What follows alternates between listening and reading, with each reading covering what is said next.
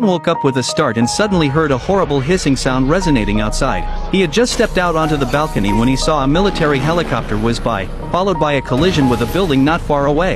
The man was startled, and he cautiously peeked his head out to look down, only to see that people were frantically running away. Not only that, but he saw a woman tearing into an old man. He hid in his room in fear, and just then a man burst in, his neighbor. The neighbor said his roommate had suddenly gone crazy and begged the man to take him in.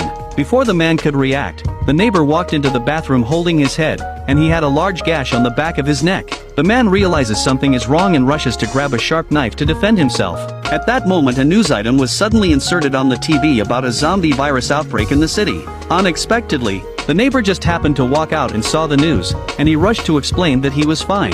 But his eyes have clearly turned red, and the man takes the knife and tells the neighbor to get out. The neighbor, who hasn't completely mutated, eventually leaves the house, and the man rushes over to lock the door. The next second, there was a miserable cry for help from outside. He looked through the cat's eye. It was found that the neighbor was being torn apart by the zombies. The man was paralyzed with fear.